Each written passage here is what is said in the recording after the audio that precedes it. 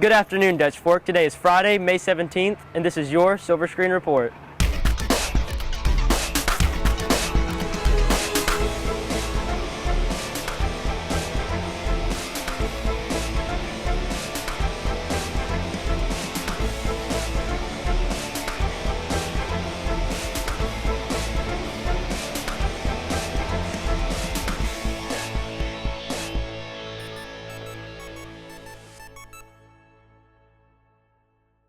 Senior exams are coming up soon, as well as changes in attendance. Jared Newman has a schedule. The senior exam schedule will be beginning on the 24th. Seniors do not have to attend school during the block that they have exempted an exam. Senior exams begin on Tuesday, May 28th. The last day that teachers will take attendance for seniors is Friday, May 24th. Senior exams are on Wednesday, May 29th for 5B and 6B, Thursday, May 30th for 3A and 4A, Friday, May 31st for 7B and 8B, and Monday, June 3rd for 1A and 2A. Attendance will not be taken for seniors after May 24th. If you are exempting an exam, you do not have to attend the class, but if you are reviewing for exams in class, you must have the absences to spare to leave the class. This has been Jared Newman for your Silver Screen Report. There has been a recurring problem throughout the year with students and staff not following basic recycling procedures. Ariana Mount investigates. David Kennedy's Oracle students volunteer to be in the school's recycling program. Right now, the students that I'm using are totally volunteer. They get absolutely nothing for it, no extra credit or anything else. And so they're doing it just to be good citizens. Incentives are given to the school for the amount of trash recycled. This is one reason why students participate in the program. It helps out with our Earth Club, and it helps give us points, and also just statewide, it's a really good thing. It's fun for us. We get to hang out and sort of get a break away, but it's also a productive thing that we get to do. It's just a good way to take care of the environment that you've been given. We have a lot of waste that we can actually reclaim and save the landfills, and I just thought it'd be a good idea to get us started here.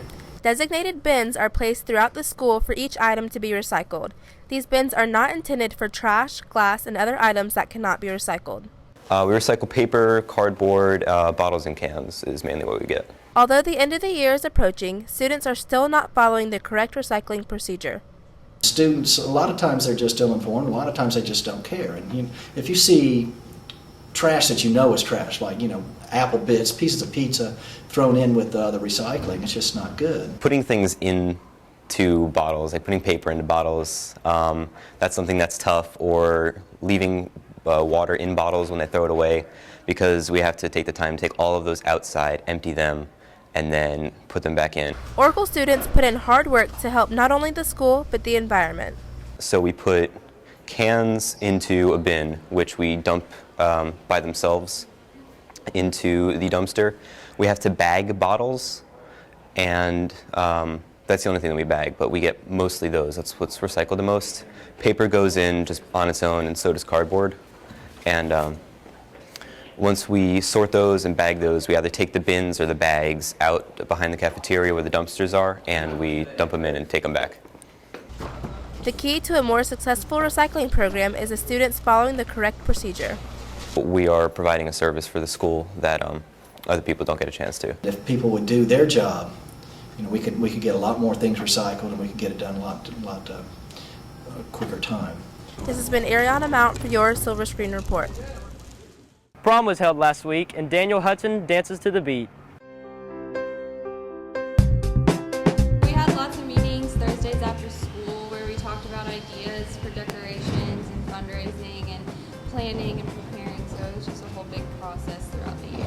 We are kind of like looking at the venue to see where we could put things up. We got the balloons going outside, and then we're going to be putting the ribbon around the chair. The biggest difference I know was the facility. The last year's facility was much smaller, and the food could not be in the same room, and we didn't have the space for dancing. This year was a lot better because I didn't like the place that they had last time. I liked this place. The DJ was good. The music was good. thought the kids were behaving so well. They did such a great job in going along with the dress code and the dancing and dress code, and their behavior, and they all looked great. They acted so nice. I was really surprised because I could almost already hear them calling like another name, you know, but they said my name, and then I was shocked, and I was just really excited, and I was happy, and I almost cried. Well, I did end up crying, but not there. I think hopefully everybody will have fun. There will be a lot of dancing and not a lot of sitting around. I danced. There was a lot of good music, so dance. If you are missing items from prom, please go to room 256 to retrieve them. This has been Daniel Hudson for your Silver Screen Report. For this week's Kids in the Hall, we asked students about their favorite part of prom.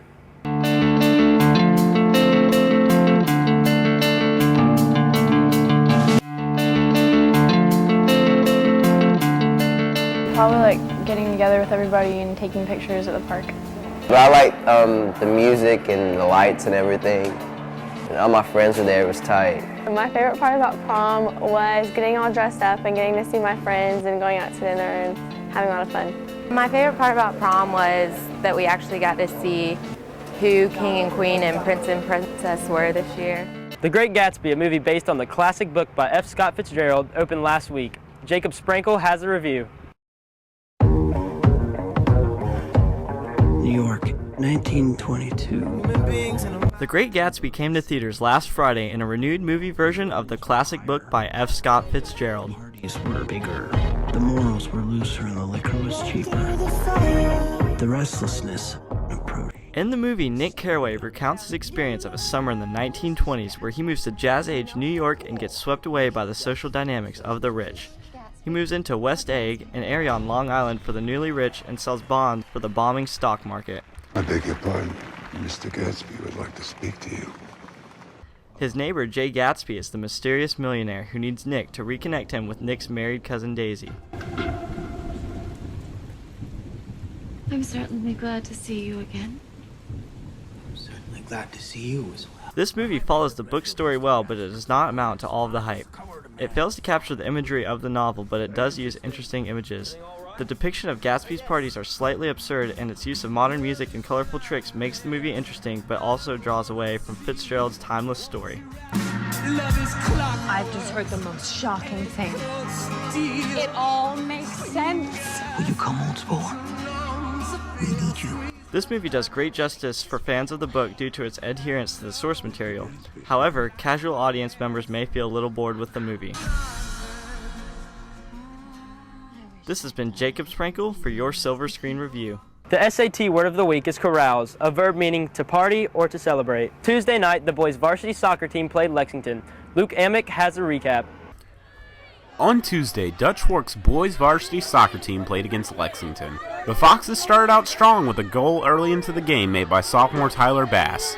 However, towards the end of the first half, Lexington scored as well, ending the first half with a tie of 1-1. Almost immediately after the start of the second half, Lexington scored another goal, giving them a 1-point lead. Lexington would remain in the lead for the remainder of the game. Though the Foxes put forth their best effort, Lexington emerged victorious with a score of 1-3. This has been Luke Amick for your Silver Screen Report. The football team has begun spring practice. Forbes Elam has the story. Spring practice is a time where football players work on essential skills for the upcoming fall season. A chance to work on some skills, some football skills, before the actual season starts. Spring practice, well, I'm just down there, working on my kicking, trying to get better at it. And the offense, they're working on their throwing, the offensive plays, running, and defense, they're just trying to get better, I know we're just getting the mindset right and the intensity back so we can, hopefully get back to state. But we just got to take it one game at a time.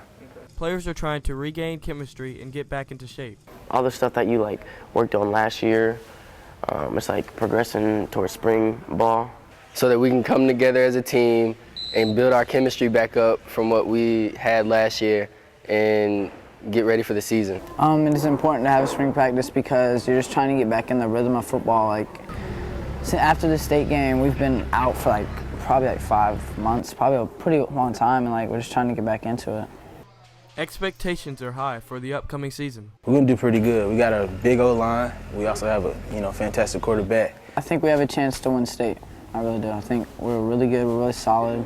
I think we're going to do pretty good this year because the work we did during the off season and the weightlifting and speed training, and everybody's faster and stronger and ready to go to state again. I'm cool now because since I'm going to be a junior next year, and some of my other teammates I played with last year will be seniors, we feel more control of our team. We're in the driver's seat now, so it's cool. We'll see where it goes. This has been Forbes Elam with your Silver Screen Report.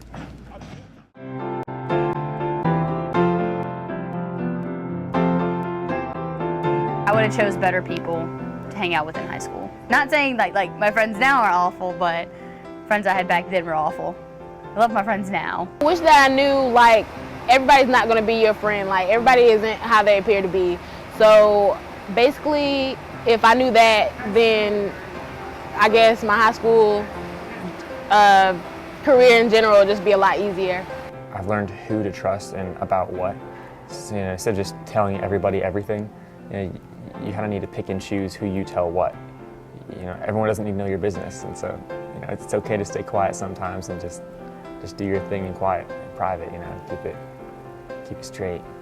I wish I would have focused more on my education and less on my social life. I let circumstances get the best of me that should not have, so that's what I wish for. I really valued my friends, and I kind of set that as a priority, whereas I could have put more work into my my academics and reach for that 4.0 GPA. But I feel like I made smart enough choices where my GPA wasn't plummeting or anything. And, I have a good enough grade average where it's not bad, but academics definitely comes over friends. I think the main thing that I wish I knew now was to start earlier, looking for scholarships and stuff and money for college, because college tuition is it's not a joke. It is so expensive, and finding money is a struggle right now. So my advice to anybody is start as early as possible to look for money for college. If I knew then what I knew now, I would tell myself to take more classes that I enjoy instead of worrying about fulfilling a major or feeling like I have to take specific classes. Enjoy your time in high school, take more pictures, do more things, get involved, just because it goes by way quicker than you think it does. One of the things that I think is the most beneficial advice that I've gotten was from one of my teachers, and they said it's not the grades you make, it's the hands you shake. And a lot of teachers I think would be mad that someone would tell me that, but at the same time it's so true. We have to remember that it's not all about the GPA that we have. It's not about what our resume looks like. It's how we are as people and what we grow up to be and what kind of goals and ambitions we set for ourselves. And not to get so wrapped up in how much we study or what kind of job that we have. But as long as you're a happy person in life, that's what counts the most.